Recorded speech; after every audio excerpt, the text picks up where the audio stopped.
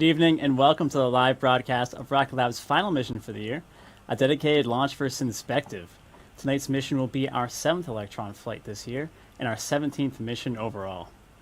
My name is Max Muncy. I'm a data analyst here at Rocket Lab, and it's great to be joining you once again from Rocket Lab's Mission Control Center here in Auckland. This is a live view of Electron on the pad at Launch Complex 1 as it awaits its 11:09 p.m. New Zealand time launch. We're just 15 minutes away from liftoff as our launch operations team completes their final reviews and checks for liftoff. The weather is looking clear and all systems are currently go for an on-time launch this evening. Our mission requirements dictate we have an instantaneous launch window tonight, which means we only have a single moment in time for a viable liftoff. If we need to stand down for any reason, we do have plenty of backup opportunities over the next few days. Before we get stuck in today's mission, let's take a look back at our last launch, which lifted off just 25 days ago and raised $286,000 for Starship Children's Hospital here in Auckland. So let's take a look.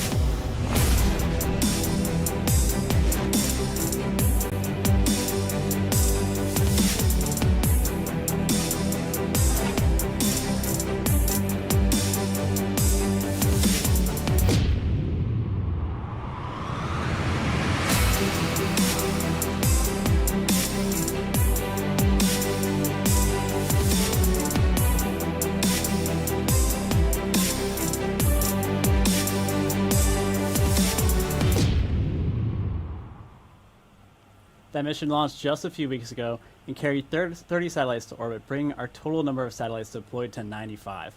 We're looking forward to making that 96 tonight, but for now I'll leave you with these views of Electron and I'll be back with you shortly with an update on the weather.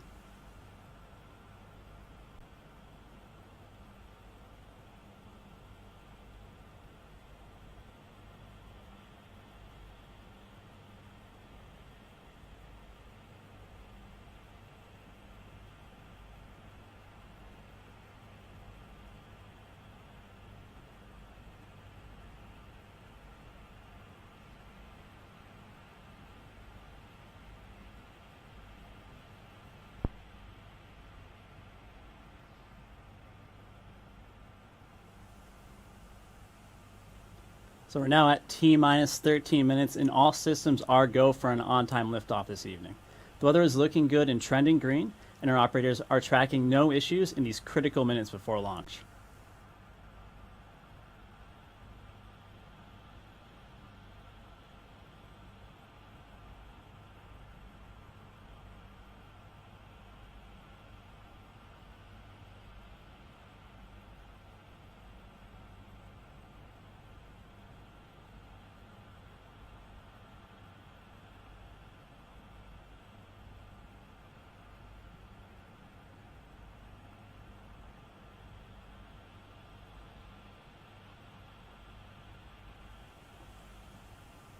Right now, we're just T-minus 12 minutes away from our targeted launch time. Let's listen into Mission Control as they conduct their final health checks on Electron systems.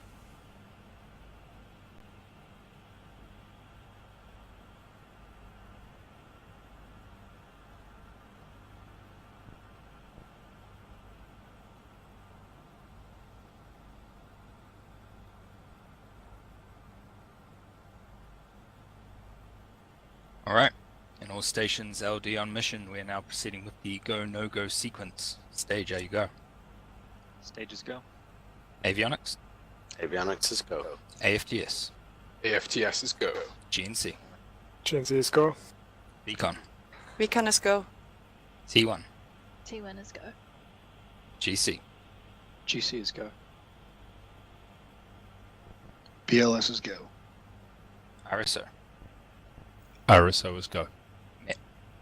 Met is go. MM? MM is go. LD sub? LD sub, go. Exec? Exec is go. All stations, that's go no go sequence complete. We're currently T-minus 11 minutes 14 seconds and counting. We go for the terminal count at T-minus 10 minutes. From this time the three-way procedure is in effect.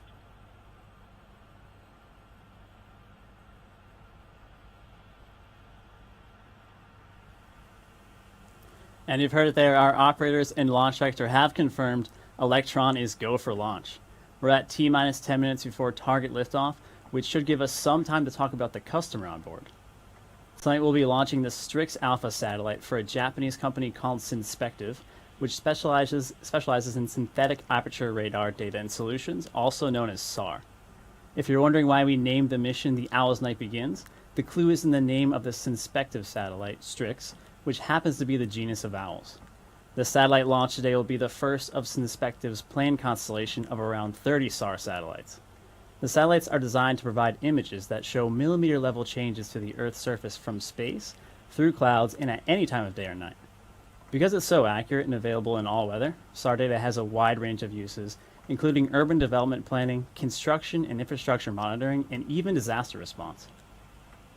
Synspective also recently announced a land displacement monitoring service that detects land variations using their SAR data, which can be particularly useful in things like planning construction projects. Advanced satellite-based solutions like these will continue to grow at today's launch. Here's a little bit more about that company, Synspective. What do you see?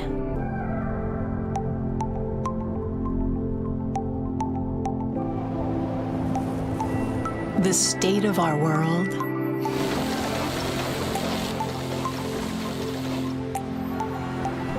The effect of our actions? The future of our planet? The world is full of uncertainty when we can't see what's hidden.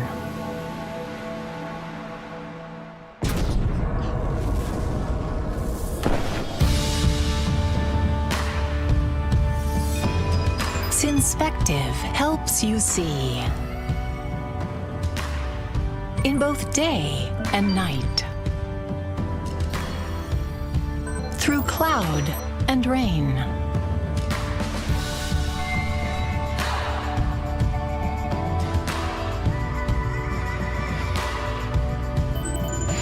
with Synspective, you can see whenever, wherever.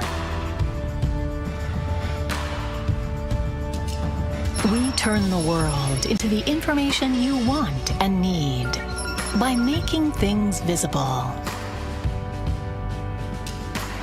With Synspective, you can see the future.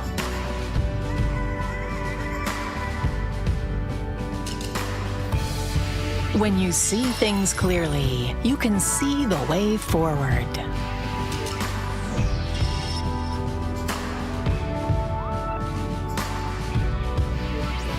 You can see the risks and avoid them. What I want to do is upgrade our vision to change the world together. With a new outlook, we can see ahead and reinvent our future.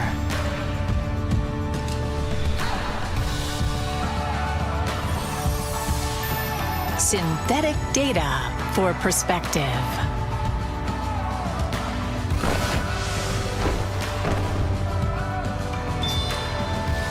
Synspective.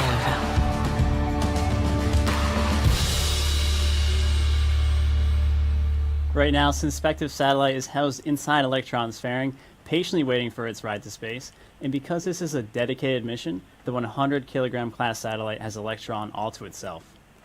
Now, those of you who regularly tune into our launches may have spotted Electron's fairing looking slightly different for this mission, and that's because we're flying a custom fairing to accommodate the extra wide body of Synspective satellite. This mission demonstrates just one of a series of expanded fairing options that Rocket Lab recently introduced to support different payload shapes and volumes. Avionics terminal checks account complete. Thank you, Avionics.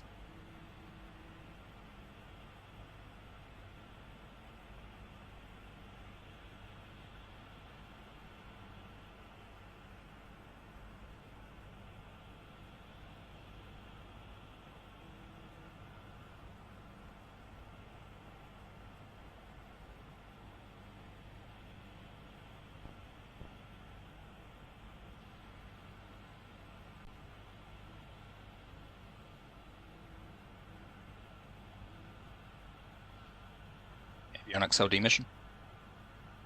Go ahead. Please proceed with sequence 48. Enable AFTS for flight. Copy that.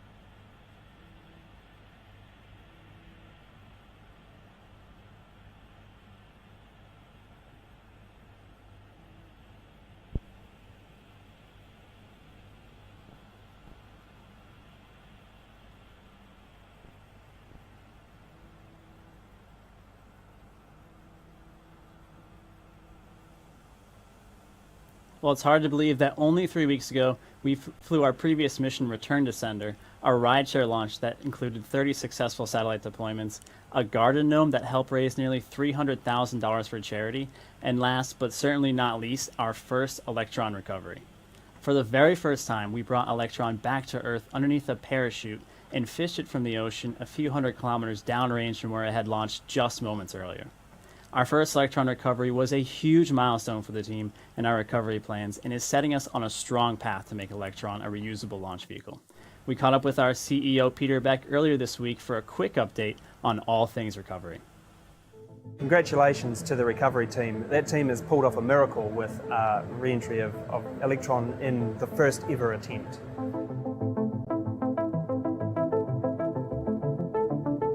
So in the Return to Sender mission, we set out to achieve a number of things, and all of those things increase in complexity and risk.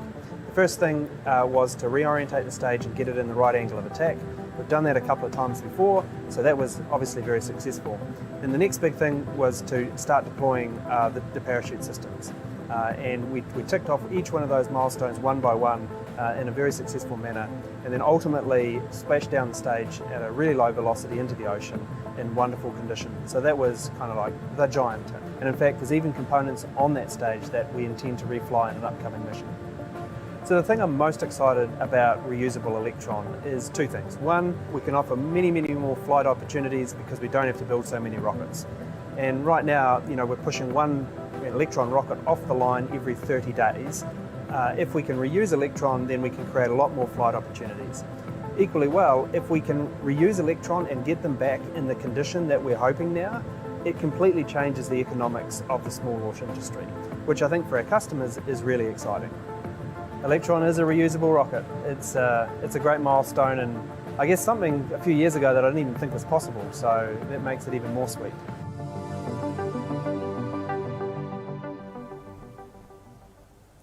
We're really looking forward to our next recovery attempt in the new year, but as a reminder, we will not be attempting to return Electron's booster to the factory with the mission this evening. We're now at T-minus 3 minutes to liftoff, with all systems green in the final countdown, so I'm going to hand you over now to the operators in mission control to listen in on their final calls ahead of liftoff. Computer as goes a green. Confirmed. Beacon, please lock the auto sequence and confirm. Locked. All stations LD on mission. We are currently go for auto sequence start at T-minus 2 minutes, and at this time I can confirm LD is go for launch.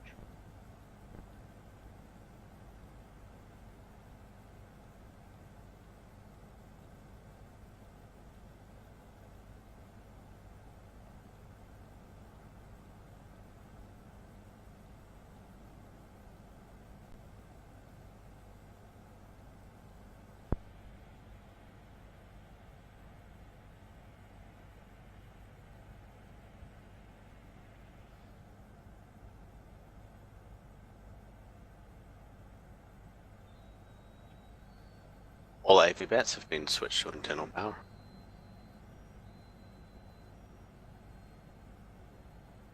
Vehicle is on internal power.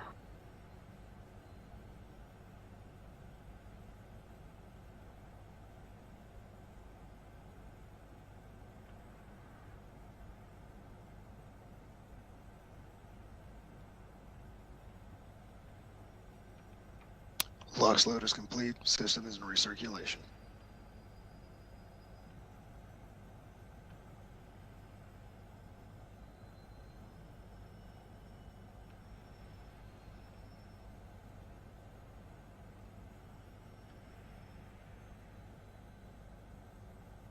Anti-gas ring disabled.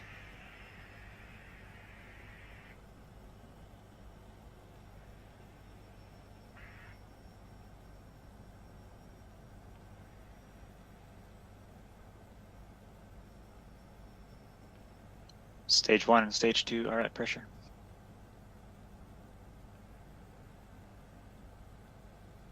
High flow engine purge is enabled.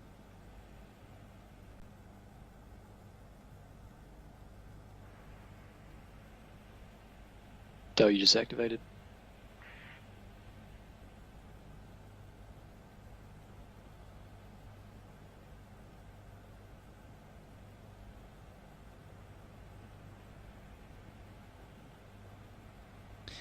T-minus 20 seconds and counting.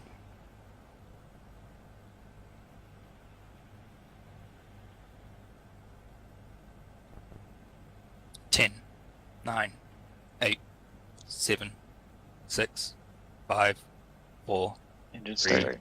2.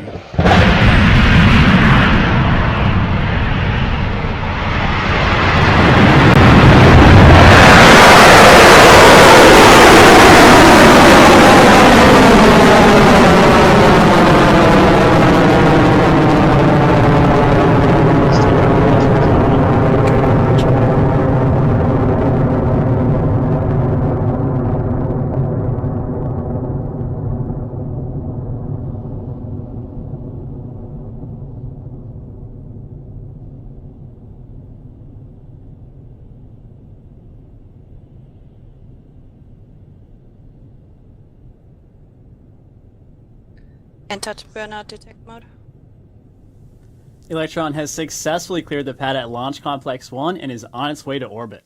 We're at T plus 50 seconds into flight, and we're quickly approaching max Q, or maximum aerodynamic pressure, and that's the moment in Electron's ascent when the pressures on the vehicle are at their peak. We'll be coming up on max Q in around 10 seconds or so. Approaching max Q.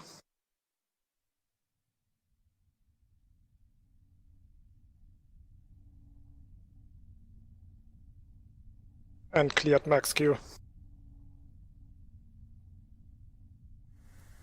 And we just heard the call there. Electron has cleared max Q without any issues and is continuing on its way to space.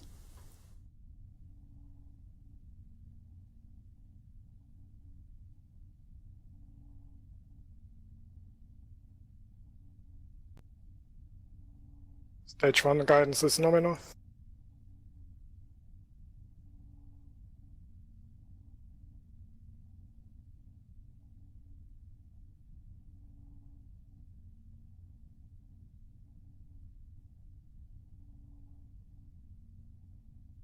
Stage 1 propulsion is nominal. Stand by for MECO in approximately 30 seconds. Very soon the vehicle will shut down its Rutherford engines on the first stage to slow the rocket down before the first and second stages separate. This is a milestone during launch that we call main engine cutoff, or MECO. After the stage separation, the Rutherford engine on Electron's second stage will ignite to propel the stage to orbit. So let's listen in for those calls.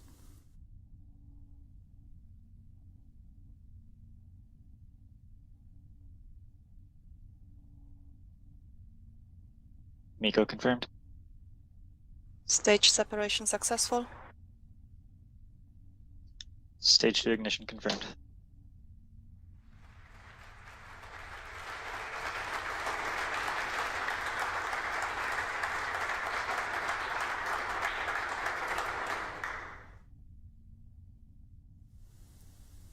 And we've had confirmation of MECO and ignition of the engine on Electron's second stage.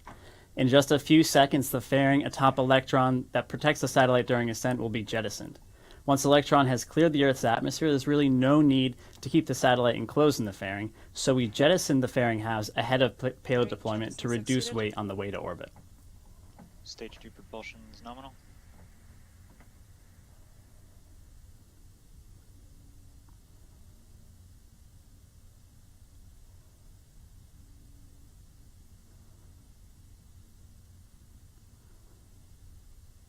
And that's a successful fairing jettison.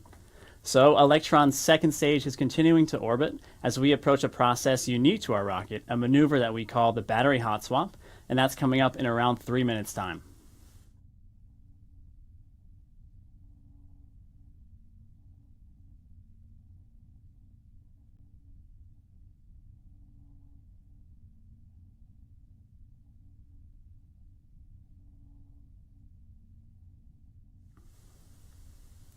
Due to the time of liftoff and positioning of the rocket, we're not going to be able to see too much in terms of views of the Earth this evening. But what we can see is that we're at T plus 4 minutes into the mission. And as we mentioned before, our next major milestone coming up is the battery hot swap.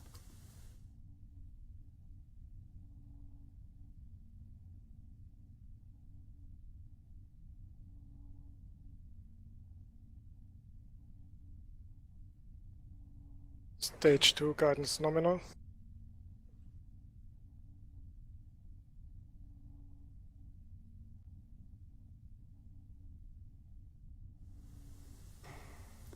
If you take a look at the top right of your screen, you'll see the live telemetry coming down from the vehicle. Electron continues as expected at a speed of 12,000 kilometers per hour and at an altitude of 174 kilometers, with hot swap coming up in just over a minute.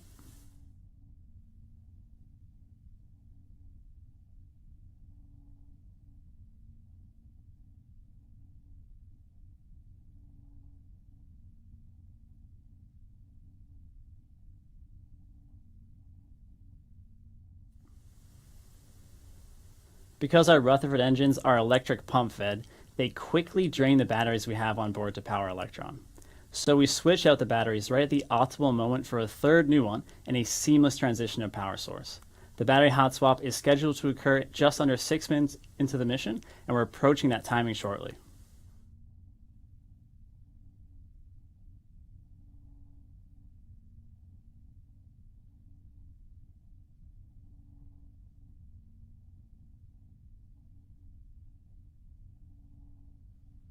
Battery jettison confirmed. Hot swap successful. Stage 2 propulsion nominal. We've had confirmation that battery hot swap was successful on Electron, and second stage propulsion is continuing nominally.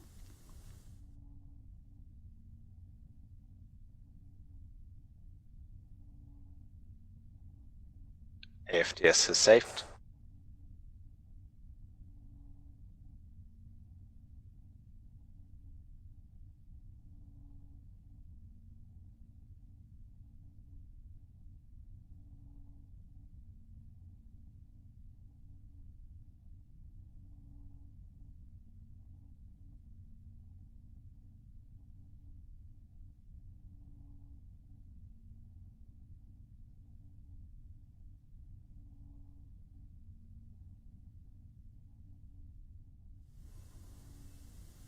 For those of you just joining us, on our 7th launch of 2020, we've had a successful liftoff, main engine cutoff, stage separation, and second stage ignition, and we're about a minute and a half away from separation of the kick stage from Electron's second stage.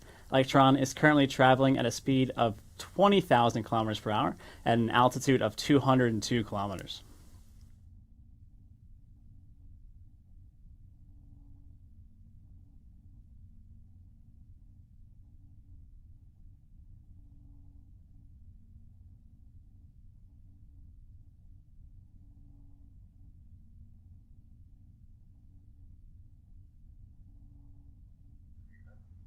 H3 battery discharge. We've got a nice view of that stage 2 Rutherford engine on your screen with Electron well on its way to orbit. This second stage carries the kick stage that the Strix Alpha satellite is attached to before the payload is deployed to its final orbit. We're now approaching stage 2 separation from the kick stage, but first the Rutherford engine on the second stage will throttle down before shutting off completely to allow for a clean separation. We call this SECO, or second engine cutoff, and this separation of the stages will place the kick stage in an elliptical orbit around the Earth for a coasting period of around 40 minutes or so. After that, the kick stage's Curie engine will ignite to circularize the orbit around the planet before the payload is deployed.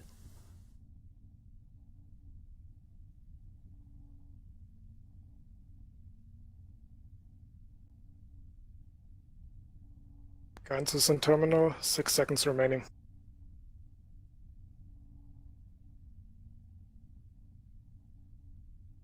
SECO confirmed. Stage 3 separation confirmed. And nominal transfer orbit is achieved.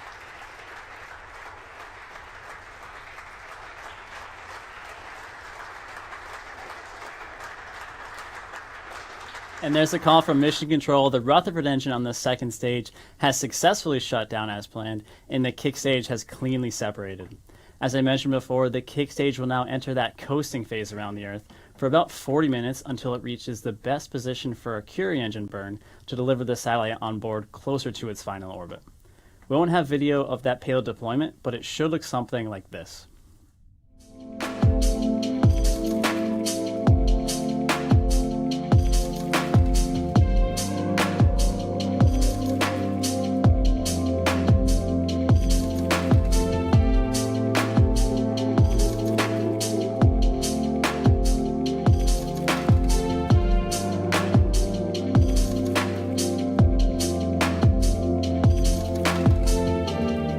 You can keep an eye out on our social media channels for news of payload deployment within the next hour.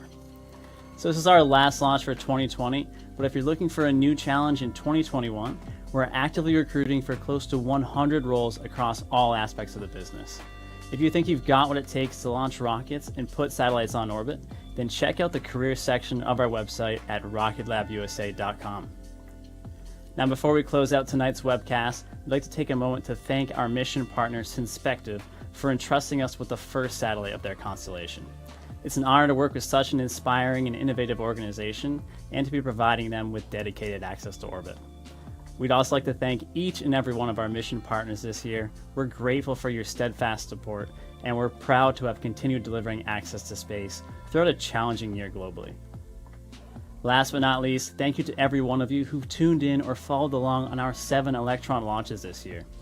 Space has a special way of bringing people together, and we're grateful to be part of such a passionate, curious, and supportive community worldwide. We can't wait to be back with you earlier in the new year to kick off an even bigger 2021. We're looking forward to many more launches and Photon missions, our first mission to the moon for NASA, which will be really cool, continuing to develop Electron as a reusable launch vehicle, and so much more. Without a doubt, it's going to be our biggest year yet. So from all of us here at Rocket Lab, thank you for joining us for today's broadcast, and happy holidays to you all. This is Rocket Lab Mission Control, signing off for 2020.